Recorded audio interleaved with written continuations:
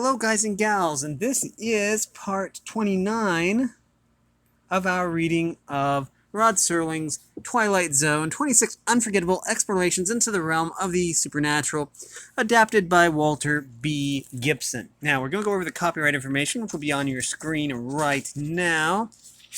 Here it goes. Says Rod Serling's The Twilight Zone is copyright 1963 by Cayuga Productions Incorporated, and Rod Serling's Twilight Zone Revisited is copyright 1964 by Cayuga Productions Incorporated. All rights reserved.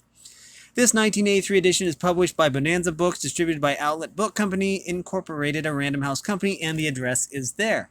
This book was previously published as two separate works entitled Rod Serling's The Twilight Zone and Rod Serling's Twilight Zone Revisited. Printed and bound in the United States, and the Library of Congress information is right there if you are interested in that kind of stuff.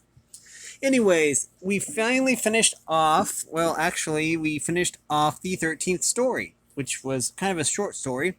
We were able to finish it off in one sitting. Now we have Two Live Ghosts, which is not to be confused with Two Live Crew, which apparently was some hip-hop band from like the 80s or something.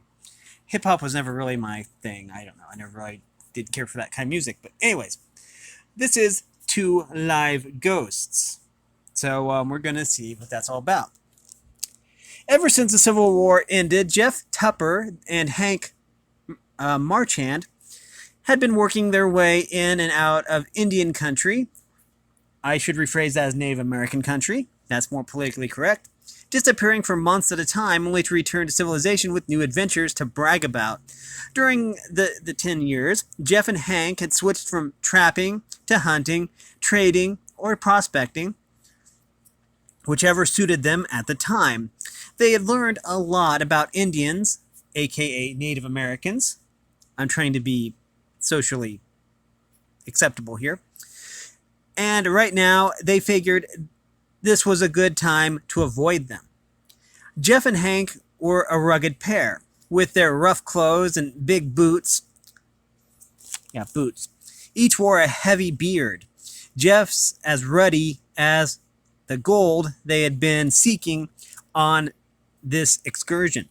Hank's as black as the gloomy forested hills where they had found it and staked a claim.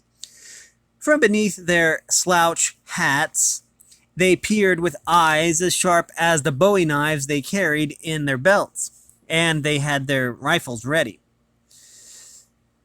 while they led their pack mules along the mountain trail. All during that hot July day, Hank and Jeff had been avoiding hunting parties composed of Sioux and Cheyenne Native Americans. From here on out, I'll be referring to Indians as Native Americans, as that is the socially acceptable term. Now, late in the afternoon, they decided to climb the ridge and see if there was a Native American village on the other side. If there was, they would have to work their way around it, so they anchored their mules with big loose stones and clambered up the rocky lookout spot. They were right. There was a village in the valley below, but there was not just dozens of wigwams, nor even just hundreds. Literally thousands of the conical tents studded the floor of the vast winding valley, interspersed with thatched shelters known as wickiups. They stretched for miles until they blended with the blue haze of the black hills beyond. The fading sunlight tinged Jeff's beard with a coppery glow, and his teeth gleamed in a grim smile as he told Hank, "No wonder those Sioux and Cheyenne hunters were too busy to notice us. They've got a lot to do in order to supply food to all these tribes. There must be 12 to 15,000 of them," Hank calculated. "That's a lot of Native Americans to be off the reservation all at once. If the Army scouts spot them, you can bet the boys in blue will show up in full force." Excuse me. "The Native Americans probably had sent out their scouts too," Jeff reminded him, and it will be all up with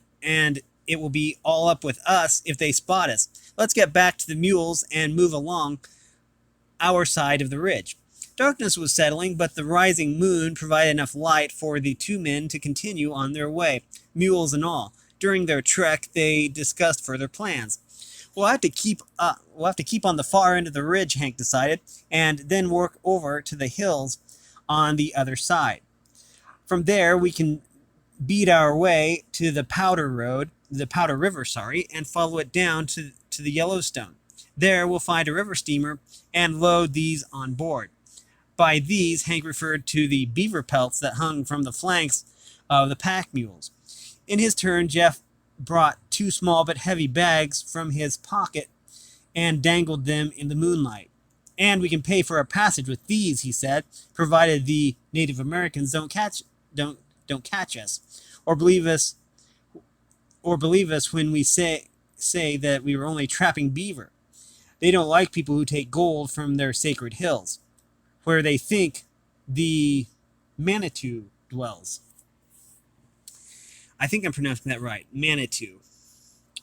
Only those hills won't be there much longer, Hank asserted. Now that they've been fools enough to go on the warpath, that's all that was needed for the U.S. Army to mop them up for keeps. Those hills will be anybody's from now on, which means we will be able to go back there and work our claim. They plodded along steadily until clouds began to dull the moonlight. Then they worked their way down their side of the ridge and found a camping spot in some cottonwood trees beside a sluggish stream. As they lay awake, smoking their pipes, Jeff spoke in a reminiscent tone. Funny thing about those black hills, Hank. All the while we were prospecting there, I felt as if someone was watching us. So did I, Hank acknowledged, but I knew it couldn't be Native Americans. They wouldn't go near those hills because they think the great Manitou owns them. So that made it safe for us. Only I don't feel safe, Jeff said. Maybe the Native Americans have it right. Maybe the Manitou was watching us. From the time we left those hills, I felt that something was drawing us back. So it is, chuckled Hank. Our mining claim, remember? This time we struck it rich, boy. So let's get some shut-eye and hope that no Native Americans will be watching us when we hit the trail tomorrow. They slept until noon, and even then they were cautious as they resumed their march. The trail followed gullies and folds in the hills as it continued upward, but it was rough and progress was slow. Again, it was late in the afternoon when they neared another lookout spot, and Hank decided to make a new observation from the ridge and see how far they had come. We can't be much farther than the middle of that village, Hank commented, considering that there were thousands of teepees as near as we could guess. Maybe the heat was getting to us, Jeff laughed, and all we saw was a mirage. It's worth another look to make sure. Again, the bearded pair gained a full view of the vast valley, but this time from a new angle and with a totally Again, the bearded pair gained a full view of the vast valley, but this time from a new angle and with a totally unexpected result. Of the thousands of wigwams, not one remained.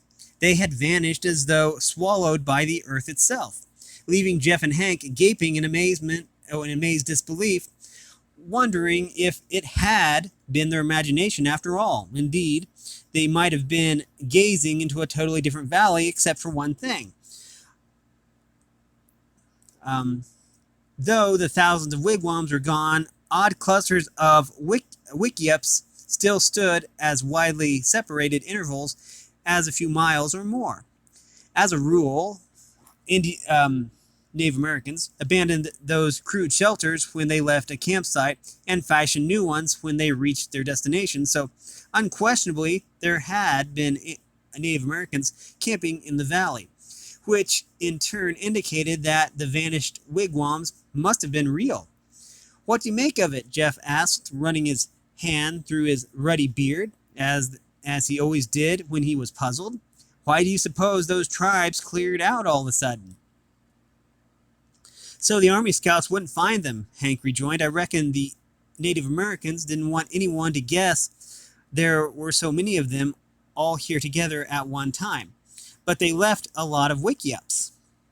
And that was the smart part. Remember how they were set up yesterday? Kind of a hit or miss among the teepees all through the valley? Now they're all set wide apart. You're right, Hank. They must have cleared out the wiki-ups in between so the rest would look like small campsites instead of one big one. Either that, Jeff, or they want it to look as if they had moved from one campsite to another. They would look pretty far apart to anyone riding up through the valley. Hank rose and started back toward the mules, with Jeff following, still a bit puzzled. Then Hank announced, "We're taking on a new job. We're going to be Army Scouts." "Army Scouts?" echoed Jeff. "You mean work cheap and spend your time riding from here to nowhere and back?" "Not us. We've already done half our scouting. We'll ask a good price for telling what we know. The Army will be right interested to hear that 15,000 Indians are on the move. And what if they ask us where we've gone? Well, no, where they've gone?"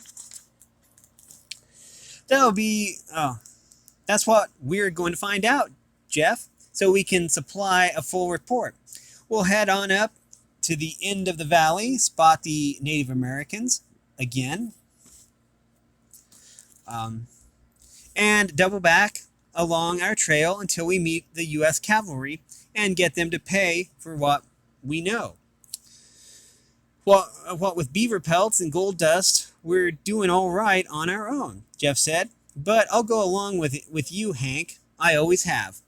They reached the head of the valley the next day and began probing valleys beyond. From wisps of smoke that rose beyond a low ridge, Hank was sure they had located at least one new campsite, but he wanted to learn more. So late one afternoon, the two bearded men brought their mules through the narrow canyon into a small grassy sloped valley, where they stopped in amazement. There, as though designed for some special purpose, stood a single teepee, one of the most elaborate that Jeff or Hank had ever seen. It was close to the side of the valley, but not another tent was in sight. Though this one was much larger than most wigwams, and it was decorated with crude drawings. Though the fanciful tent seemed temporarily deserted, Hank didn't take it for granted. He beckoned Jeff back in the direction of the canyon and found a short, rocky gully where they tethered the mules. "If we crawl along the slope through the thick grass," Hank said, "we can work our way down behind that tent without giving anyone a chance to see us. With only 2 or 3 rods of open ground to cross, we can slide inside in a jiffy." "And if we find any Native Americans there," Jeff added, adjusting his rifle sling across his shoulder, we can settle them pronto." "But not with rifles," objected Hank. "Leave those with the mule packs. No need to wake up the whole valley with a lot of shooting when all we need is these." Hank tapped his bowie knife, and Jeff nodded approval. Soon they had squirmed down into the long, dry grass and were continuing their snakish course across the open patch, with the circular base of the tent simply hiding them from the valley beyond. Two odd things impressed them as they approached. Midway between the grassy slope and the teepee was a ring of stones surrounding the ashes of a council fire, and the closed flap that marked the entrance of the tent was toward the hillside, not facing the valley, as the stealthy invaders had expected. That, however, made the surprise attack all the easier. Hank nudged Jeff, and they sprang up and across the crude fireplace, reached the teepee in a single bound. There, they whipped the flap wide and launched.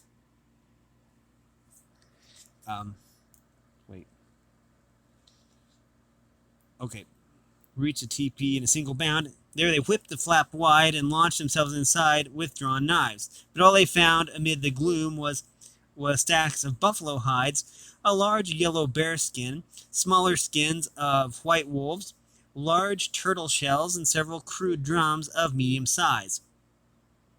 There were masks painted to resemble demons, others in the form of buffalo heads, fire sticks, peace pipes, war clubs, and feathered headgear were also on display. The tent itself was nearly 30 feet high, and from near the top, long strips of heavy leather dangled firmly fixed in the stout, slanted poles that formed the framework of the teepee. Hank Merchant summed up the scene when he exclaimed, "A medicine lodge." The same idea was striking home with Jeff Tupper.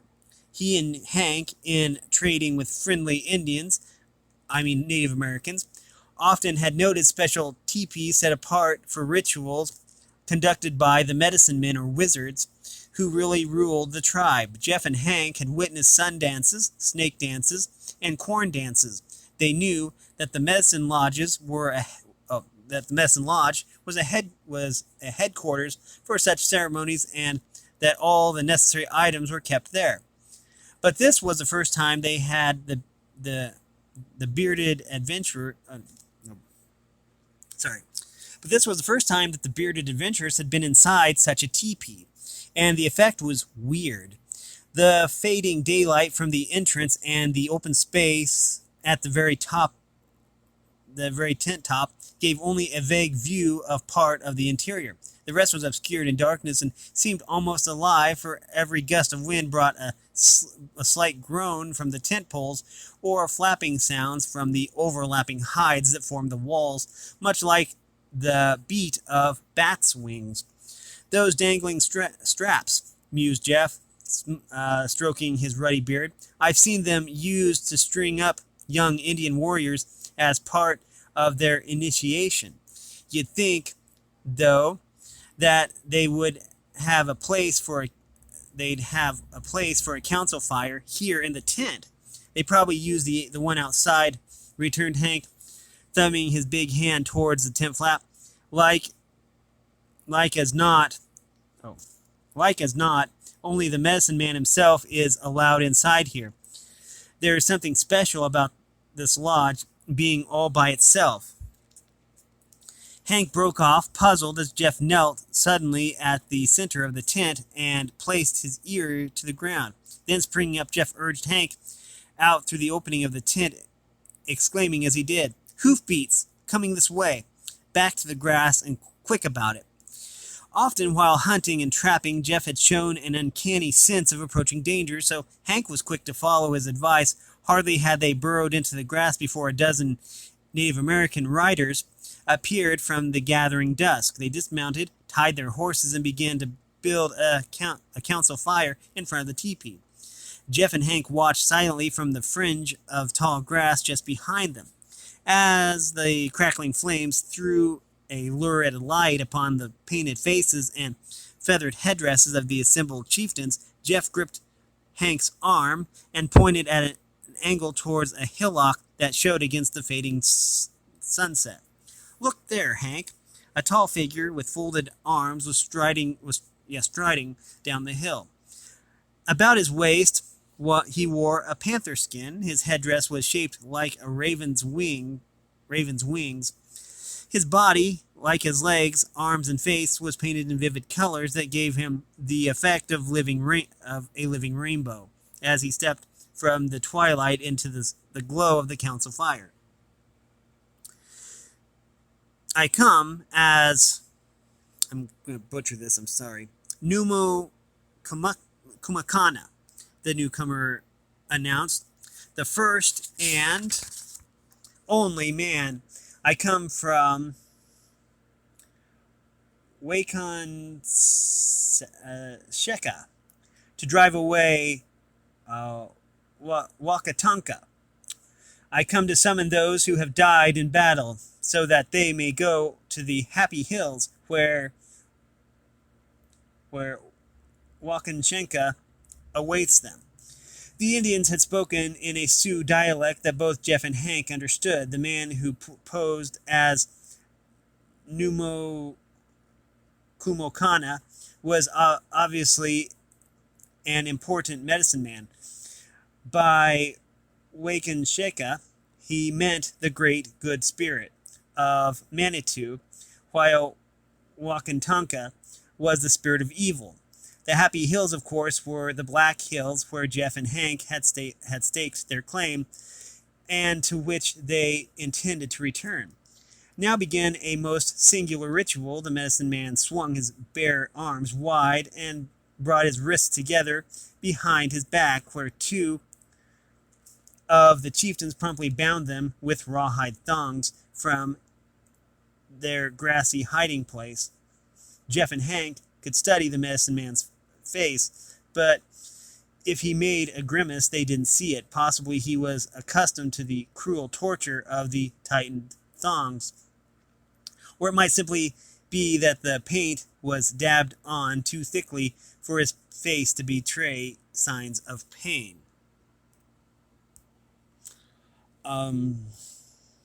Next, the chieftains were binding the medicine man's ankles in the same thorough style, the thongs cutting deep into his flesh as he raised his voice in a high-pitched babble, reciting the same theme over and over. Jeff and Hank, still deep in the grass, kept translating it in undertones, and between them they managed to grasp all that was said. As representative of the good spirit, Wakanshenka, the medicine man was challenging the chieftains to do their utmost in behalf of the bad spirit, Wakantanka. The medicine man wanted them to bind him so that he would be utterly helpless when they placed him in the teepee, yet he said the mighty power of Wakanshenka would prevail. Finally, the tying was done. The chieftain thrust the medicine man into the teepee, where he landed on his knees and sprawled forward on his face. He was writhing helplessly in his bonds when they dropped the tent flap and returned to the dying council fire. But the medicine man's muffled voice kept on. In whispers, Jeff and Hank translated what they heard. The spirits of the warriors are coming from afar, with all the power of the mightiest of winds. As if in confirmation, the walls of the tent began to quiver, while Jeff and Hank stared unbelieving. The entire structure shook as though a wind had caught it. Next it swayed as if impelled by fierce gusts that bent it almost to the ground, first one way, then another. Though the whole tent heaved violently, it never came completely from its moorings. At any moment, Jeff and Hank expected to hear the tent poles crack, but the only sound that came from the tent were the sobs and sighs of the imaginary tempest. For all about the landscape itself was still, even the blades of grass as motionless as though frozen by the moonlight. The chieftains looked frozen too, as they heard the new babble from the helpless medicine man, bidding them call upon their departed friends. One chieftain responded with the plea, "Speak to me, O Matochinga. Tell me how you died and where. Show yourself to us here beside the council fire, where you were one of us during the last moon." The tent ceased swaying as suddenly as it began. There was a momentary silence. Then, from near the very top of the 30-foot teepee, issued a stern but hollow tone. "I am Matochinga. I died when I was thrown from my horse, but not because of my fall. I was trampled by the horses of the enemy. I fired two shots. With each shot, an enemy fell. I, Matochinga, have told all." An excited buzz came from the listening chieftains, proving that they recognized the voice of Matochinga, and that its statement was correct. The Native Americans were crouched in a semicircle, watching the entrance of the medicine lodge. When Hank whispered to Jeff, "Matochinga, that means little bear, but why are they all looking at the tent flap?" "They probably expect the ghost to show himself," replied Jeff, "and maybe he will, if he can get down from that perch. Let's watch." Just then the teepee quivered, an interruption, ending in a convulsive shudder as the flap swung wide. There, against the blackened background, loomed a yellowish figure that danced about in clumsy fashion. One of the chieftains tossed a pine cone in the fire, and the sudden flare clearly outlined the dancing form as that of a huge bear. Jeff almost forgot himself as he rose from the grass for a better view, only to have Hank drag him down. But the chieftains were too concentrated on the teepee to notice the stir behind them. Suddenly the figure of the bear was gone, and the tent flap fell. The muffled voice of the medicine man was calling anew.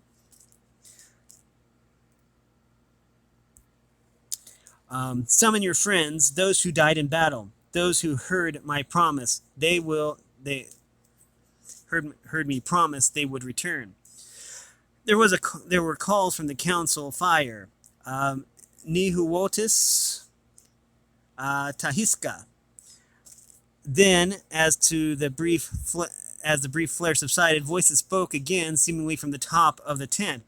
One was a long wail. I am Nihuotis, said the other, and the other came in a booming voice. I am Tahiska. While the two voices were telling how they died in battle, Jeff whispered to Frank. Nihuotis sounds like Cheyenne for wolf on the hill, but Tahishka is a new one to me. Okay, we are going to have to end it here. Okay, here's my bookmark. We have been reading from Rod Serling's Twilight Zone, 26 Unforgettable Explorations into the Realm of the Supernatural, adapted by Walter B. Gibson, and we've been reading Two Living Ghosts. Wait. Was it Two Live Ghosts? Two Live Ghosts. Okay, got it. Anyways, if you like this content, make sure you like and subscribe. Ring the bell so you know when I upload. Also, want to support me in any way, if you want to join the Discord server, all the information will be in the description below. And as always, thanks for watching, everyone, and have a great day.